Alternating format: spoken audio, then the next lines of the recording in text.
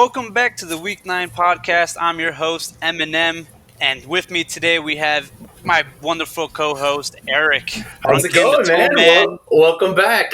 I see we're already up in the production value. We have our intro back. We have all our drops. I'm so excited for today. Oh, yeah. All right, well, let's get right into it with the Week 8 reviews. First up, we have Murder, Death, Kill versus Papa Matt in an expansion team battle. One created a pod, the other socially hibernates for 364 days of the year. Eminem had the real Murray and Juju stand up and combine for 50 points, while Murder, Death, Kill had Daniel Jones, McCaffrey, Connor, and Golladay going a killing spree, combining for 100 points. MDK moves to 5-3 and first in the Atlantic, 131 to 116. Next up, we have Mushkin versus Noste, and Nostonomic does it again. Starting 0-3 and now on a 5-game winning streak, Noste takes down the local salad chef 135 to 85. My Dive Bar Dan. All right, next we have the two league's biggest lovable faces facing off in the Nice Bowl. Aww. Sponsored by Canadian maple syrup, George versus Josh. Josh has his Jags team providing 18 points, and Diggs in Southern Canada, Minnesota, dropped 16 as well. George had to tell him, so sorry, cut a for 36.5 points. Paxton record is like the chance of rain in Florida, 50%. While George double D TDs bound toward the top of the golf division, George 101, Josh 96.5. Next is Justin versus Kevin, and at this point, playing New England defense is just cheating. Dropping another 20 points on Kevin, Justin stays in the race for his mural with a 126 to 106 Put victory. Up the mural, baby! Yeah. Next up, we have a heavyweight battle only by the metrics of record. Robinson tops the points for in the league, and Duvall is only ahead of myself and Carlson. Not good company, but both are 5-2 in the beginning of this week. The Doughboy didn't roll over as a good spot starts with John Smith and Stafford, but could only keep up with Equitable Justice's horses, Cook, Fournette, and the second best defense in the league, the 49ers. Looks like the only thing Doughboy is going to know is losing from here on out, as he loses 99 to 101. Sorry, bud. If only Carlson's leadership skills in WoW were transferable to his fantasy team. Our boy Eric gets his second win of the season to start his push for the #1 pick, baby. Thank God. All right, we wrap up this week with a hat battle between the two hat friend champs, Ben and Ryan. This was a matchup that was, this was the matchup. Both teams started off hot. Ryan's Mike Evans dropped a dub with 37 points, and Barkley went for Ben for 150 yards. The game went down to Mason Rudolph on Monday Night Football against the rebuilding Miami Dolphins. It looks like the Finns are under construction longer than the 826 and 836 interchange, as Mason was tearing it up, coming up to the third quarter, had 16 points. Ryan only needed 35 more yards to win the game, but the game script changed. They ran the ball out, the clock ran out, and Ben wins, sending Ryan to 3-5. Was Robinson right for dropping the dun chain on Ryan? 121.9, 123.5. All right. Oh man, that actually flowed really well. I liked it a lot. Yeah, it went pretty well. You know what? I tried.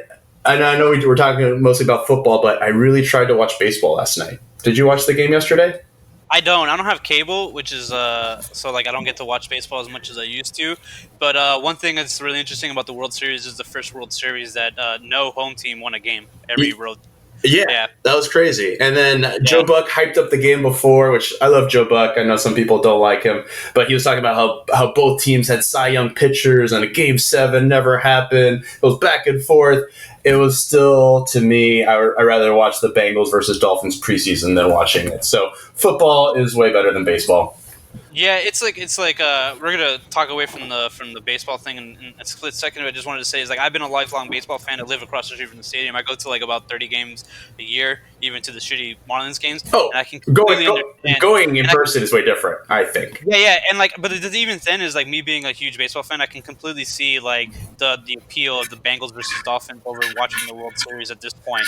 You know, it's like I posted that thing about the MLB today. It's like the MLB is going backwards. They're not like they don't present their superstars. Like Mike Trout's like one of the best players in the game, and like Robinson, who's like a sports person, didn't even know who that was in a trivia question. And like this is like, the best player of like all time. He's like a generational player. He's like the Brady of baseball, and people don't even know that. That's MLB's problem, and they're not going to fix that anytime soon. Get with the times, MLB. Let girls show their titties. Let the titties free. What's crazy is like you're losing a lifelong fan in me, like to football, because like it's just the product is better at this point, and it's like there's nothing else but it. But all right, but either way, let's moving on. We were speaking about Dun Chain, so like you wanted to do something else this week, Eric. So why don't you go ahead and tell the people what it is that you want to do. So last week we hung the Dun Chain on Mushkin and Ryan. Both teams lost last week, so I guess we're a little bit right about that. But man, after that, I was berated by DMs with how the Dun Chain is such a harsh segment. And I know you guys are a bunch of millennials and we need participation trophies. So to make you guys feel better, I started a new segment called The Hype Train. All aboard the Hype Train to the BNFL Championship. And no team is more inclined to be on this train than Dive Bar Dan, who started off the year 0-3, but has blown up 5 games in a row, scoring 112 points, a week high 164, 98, 99, and a week high this week of 135. So I think it's all aboard the hype train. This team is looking really good. He's been in every single waiver wire, which we're not doing this week because there's only like 4 waiver wires that happen. He's been a featured guy. So he's built his team. It started from the ground, and now it's here. And he's the conductor here of the hype train. And I think he's going to make a playoff push this year. Yeah, me too. It just sucks because I see here in your notes his last 3 games are pretty much against the playoff teams at the moment, so it's going to be a tough run, but I think his team is going to pull out a win or 2 out of those 3 guys. Actually, I think it's George, Justin, and Robinson. Yep.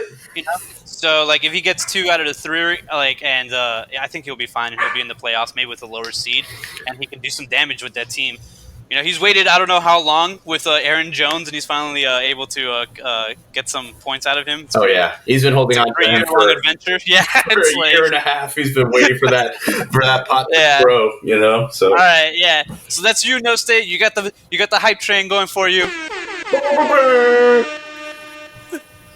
It's like the noise that Duvall makes. It's like like if he were to be reincarnated into a sound, that's what Duvall would be. That's it. That feels like he's here, Yeah, exactly. All right, let's move on to the Week 9 reviews. First matchup, it's actually me versus Eric. Fuck you. I'm going to win this. It's very easy. That's all we have in the notes. It's fuck you, I'm going to win. I go, no, fuck you, I'm going to win. And we'll keep this brief so you guys don't have to listen to us go back and forth. I think I'm going to win this week because I have all my guys playing at home. I like my matchups better than his. I think it's going to be a close game, but I'm going to pick myself. I'm 2-6, he's 3-5, so it's a toss-up. Yeah, I like my team better this week. I just think I have like the better talent on the team, but my matchups do suck, and I had to figure out my defensive problem that I have. And then the other thing too is I got to give out a shout out to fucking Neves because he had Wentz in there, and he switched him out to Daniel Jones, and that fucked me over. He like doubled his points. It would have been a lot closer matchup. So I didn't get to that during the reviews, but I just that was a smart move. But and like the thing is that I had the good matchups last week, and I still got fucked over. So I'm hoping the same thing happens for you. So yeah, I got this one. Eric got himself. So we'll see what goes from there. Next matchup is No State versus George. Obviously, the next last session. With our hype train. We got No State winning this one. Sorry, George. I think George has a fighter's chance. It's just tough with him without having Cooper Kupp, who's been the receiver 1 in the year. He gets back this week though, Zeke and Derrick Henry and Amari Cooper. So I think he has a shot here. It's just I really like Kevin Coleman tonight against Arizona with Breida out, with Mostert as a must sit. I think he's going to feast, and I think. Derek Carr is a cheeky start, but he's been good at at streaming quarterback and defense, and he's starting the Jets defense against Miami. So, all in all, I think Danny's going to win this one.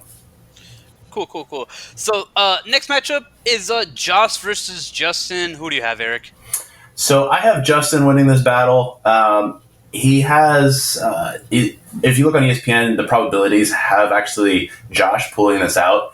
I just think that he has a couple. He has more talent on his team.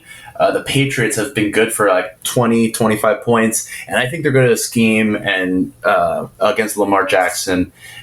Bill Belichick is the best defensive mind in the league. They'll figure out what they've been doing to Lamar Jackson and shut him down, cause more turnovers. He throws a lot of errant passes, so I could see them having more turnovers for 6 points. And Deshaun Watson, even though he has a tough matchup, interleague matchup against Jacksonville, he could still put up points running the ball. On the flip side, Tom Brady going against Baltimore, which, yes, I think Patriots defense will do well, but Tom Brady and their offense has not been producing very well. I don't know if that's just the fact that their defense is just shutting out teams so well that they don't have to rely on Tom Brady. But either way, if they're not relying on Tom Brady, then I feel like Josh is a little cooked here. And Austin Eckler, it looks like he's still viable. I wish I didn't trade him. So he's putting up points. Yeah, well, they just fired their OC, I think, so that might change. So, yeah, that's true. I got Josh in this one. I think Lev Bell in Miami is huge. I think Diggs in KC will be fine. I think John Brown in Washington is going to be awesome. And then Chris Godwin's basically been the wide receiver 1 for the entire year, except for like the last week or so. But I think he's still number either 1 or like 2 or 3. So, and then Tom Brady at Baltimore, I think he's going to get just enough points. Like he's going to do just enough to get that 20-25 range that he loves to sit around. So, but I got Josh winning this one. And as soon as Justin gets a defense or a kicker in there, I think his points will even out a little bit, and the matchup will be closer than what's that's true. I guess it figures that in. And I'm looking now at the next matchup. It's the same thing's happening. Yeah. So the next matchup, as we're talking about, is Kevin versus Carlson. Look, as a fellow WoW player in the guild, I'm fully positive that Carlson is totally invested in WoW at this point. So let's see. Hopefully, I don't think he's gonna win this one. I got Kevin winning. It's but we'll see. OMG raid leader is gonna lose this matchup for sure. Yeah, I think Kevin's team is turning around a little bit. Aaron Rodgers is really starting to pick up and scoring a decent amount of points for him. Don't love his Duke Johnson start. I think that's out of necessity with Devontae Freeman on bye. Also, Michael Thomas is on bye for him too. So it kind of shows the depth of his team that he's still kind of favored to win this game. Or maybe it's just like the lack of ability of Carlson's team as he's trotting out Ryan Tannehill, who's been pretty good. David Montgomery against Philly. Philly's been really good against the run. I don't think that's a good start. Payne Barber against Seattle. That's not a good start. Terry McLaurin against Buffalo. That's not a good start. Bisus Johnson. I need to look up who he is. I guess he's Thielen's replacement. But it's kind of scary. And D.D. Westbrook got hurt last week and put up a goose egg. So I don't know. He's questionable this week. I don't know if he doesn't play, who is he going to play? Because most starters on his bench, Kiki Kuti, who's like the 3rd or 4th receiver against Jacksonville. Carlson's really in trouble. He really needs to start making moves for keepers outside of Terry McLaurin. So, yep, I agree. Kevin wins this one hands down. Kevin's made 2 trades that really have helped his team, and I think he can actually sneak into the playoffs if he continues winning. So. Yeah. Next matchup is Nieves versus Robinson. I do want to have to say something. Is like this is Robinson is probably the number 1 team right now, and I know it probably hurts him a little inside that we don't really mention that he has a really good team. It's actually really funny. It's the same thing that happened my first year. He had the number 1 team, and nobody really talked about it. And like he always tried to mention, he's like, "Oh, I'm the number 1.4." It's like I'm the number 1 team. I have the best record, But I think he has again, just to give him a little credit, I think he has the best team right now in the league. He's going up against another good team, but I think he's going to win this one. Yeah, I think top to bottom, he has the best team. Definitely the best running back duo in Leonard Fournette and Dalvin Cook.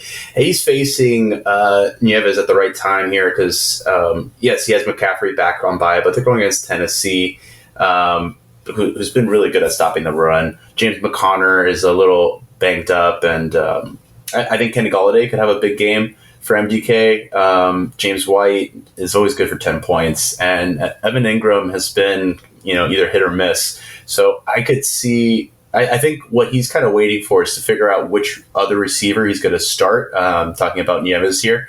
It's between Sammy Watkins against Minnesota, not a good matchup. Alshon Jeffrey versus Chicago, not a good matchup, but I always like a revenge game. And Larry Fitzgerald tonight against San Francisco, which their defense is looking pretty good. So there's some issues that he has this week and starts and sits.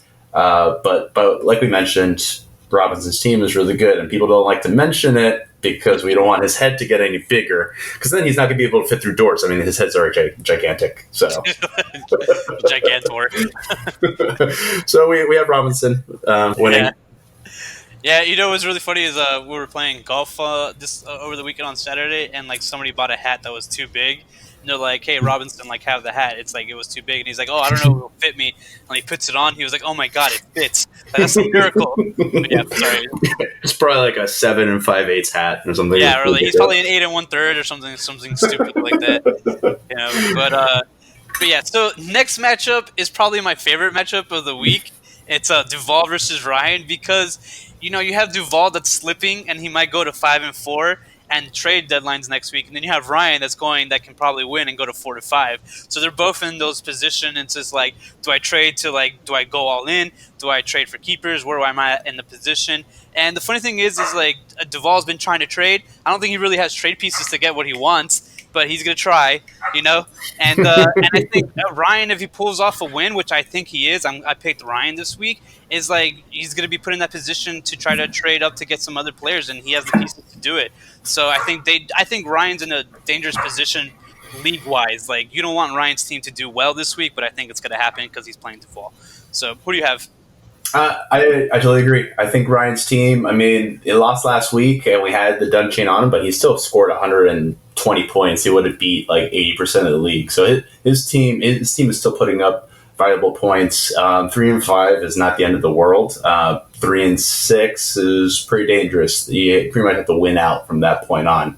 So this is definitely a must win, or you should win type of scenario. I don't know. I don't like Duval's running backs right now. His best running back is Sony Michel, who's been terrible this year, and he's going against Baltimore, who traditionally stops the run pretty well. Terry Cohen against Philly, and Mark Walton against the Jets. There's not a lot of good things to say about any of those things. Frank Gore against Washington. Washington's defense has been pretty sucky. Jamal Williams. We mentioned before Aaron Jones' success. Jamal Williams has seen some success too. They've really started utilizing the running backs out of the backfield finally with the new head coach and their new offensive strategy. So I think that's a viable start. Mike Evans just tore it up last week. The only thing I'm worried about is for Ryan is Jameis Winston against Seattle. Jameis Winston, it looks like in the beginning of the year he wasn't causing as many turnovers, was safer with the ball, and now that they're kind of in we need to get wins, there's more pressure on him, and I think he's making more boneheaded plays. So I'm a little worried of him going to Seattle and putting up a good stat line. So outside of that, I think Ryan has a better chance of winning here. So going with Ryan. All right, let's go. This is another sweep for this week. There's been you and me agree a lot this week, apparently. All right, so next matchup and the last one for this week is Ben versus Mushkin. Old roommates are dueling it out. I think this is the biggest lopsided game of the week. It's projected 120 something to 80 something. 112 to 93. It's the biggest lopsided. It's every single category except for the defense, which are tied, is checked off on Ben's. It's pretty crazy. It's pretty crazy, and it's pretty easy to see why. Is you have Dak Prescott against New York. You have Saquon going. Josh Jacobs looks like to be the man there. DJ Shark catches a touchdown every game. He's the fourth best wide receiver of the year. Julie Elliman's going to eat. TJ Hawkinson's hit or miss. DK Metcalf is hit or miss too. Panthers defense has been pretty good all year. And, of course, you got to give it out to my homeboy Matt Gay kicking the ball for Tampa. Love versus Yeah, versus Darnold at Miami, which can blow up, which I'm kind of hoping it does. But like Mark Ingram, New England, I'm not hopeful. Chris Carson in Tampa Bay. Tampa Bay's defense is actually pretty good. So Oh yeah, against the running back. against the running backs, yeah. Yeah, exactly. Like Allen Robinson's been fed this year, but we'll see. Trubisky might be out. Christian Kirk is like hurt sometimes, hurt not sometimes. I'm not sure. Greg Olsen, I haven't really seen him much since Allen has been around. James Samuels, he's going to start. That might be a big one. Bills' defense is good, and Robbie Gould, he's just been kicking for San Francisco ever since Chicago let him go, and they've been missing him. But yeah, so I think this is a very clear Ben win. I disagree, and I changed it last minute while I'm looking at the teams. I see a pathway for Mushkin to win, even though I have the Dun chain on him. I don't think even if he wins here, he's a viable team to go to the playoffs or make a playoff push. But looking at Jalen Samuels practicing in full, Connor being hurt and maybe out of the game, he might have gotten a third starting running back in a team that likes to run the ball. Chris Carson against Tampa, yeah, not the best matchup, right? But it is at home. Tampa's traveling across the furthest place across the United States to Seattle. So I really like that. I kind of like that matchup, even though Tampa Bay has been good against the running backs. And Allen Robinson against Philly, I mean, Philly can't stop the pass anywhere. So, and I think tonight it's going to be a positive game script for Christian Kirk against San Francisco. San Francisco's defense is really good, but I think they're going to have a lead early, and their quarterback Murray he gets a lot of snaps out, and Christian Kirk is his favorite target. So I think that combination will give him a good amount of points. And there's a lot of question marks over on Ben's side, quite literally. Josh Jacobs questionable, DJ Shark questionable, Julian Edelman, he's always questionable, but he does play going against Baltimore. And like you said, DK Metcalf is hit or miss. So I'm going. I'm switching. I'm going with Mushkin. I need to catch up points. I don't even know what the points are right now, but oh yeah, I had to go back and do that, and like I have them all like marked there. I just have to go back and tally them up. So yeah, going with Mushkin in the major 30-point upset. Let's go. Oh yeah, hat. Oh yeah. So losers like to pick losers. I see how it is. Well, we got to stick together, buddy. Last time I checked, you had a losing record. Yeah, it's like every year in the BDFFL, and somehow I become like 7-6 and sneak in there. Okay, all right. Yeah. But all right, guys. Well, that's everything we have for you today. I hope you enjoyed this short, expedited episode. Catch you next week. Later, guys. Let's go. Hey, oh. Let's go. Hey, oh. Let's go. Hey, oh. Let's go. I don't like baseball.